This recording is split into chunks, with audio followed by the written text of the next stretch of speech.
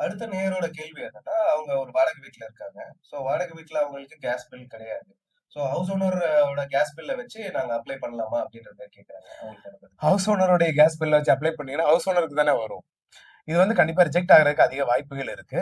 ஏன் அப்டின்னா, உங்களுடைய அட்ரஸ்க்கு நீங்க வந்து இப்போ நீங்க ரேஷன் கார்டு எடுக்குறீங்க அப்டின்னா, நீங்க வாடகை வீட்ல இருக்கீங்கன்னா, வாடகை ஒப்பந்த பத்திரம் இருக்கும். அத நீங்க வந்து வச்சுக்கோங்க.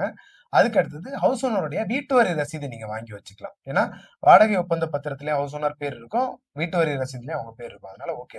அப்ப நீங்க வாடகைக்கு தான் இருக்கீங்க அப்படின்றதுக்கான ப்ரூஃப் உங்கள்ட்ட ரெடி ஆயிரும். அதுக்கப்புறம் நீங்க அந்த அட்ரஸ்ல இருக்கிறதுக்கான ப்ரூஃப். இத தாண்டி வேற ஏதாவது ஒரு அட்ரஸ் ப்ரூஃப் இருந்துச்சுன்னா, அதையும் நீங்க ஆட் பண்ணி நீங்க அப்ளை பண்ணுங்க. இன்கேஸ் கேஸ் பில்ல இஷ்யூ இருக்கு அப்படின்னா, நீங்க என்ன பண்ணுங்க, கேஸ் கம்பெனிக்கு போனீங்க அப்படின்னா, உங்களுடைய பேர்ல அட்ரஸ மட்டும் நீங்க இப்ப இருக்கிற அட்ரஸ்க்கு மாத்தி குடுத்துருவாங்க. அது ரொம்ப சிம்பிளா முடியும். சேம் டேல உங்களுக்கு வேலை முடியும்.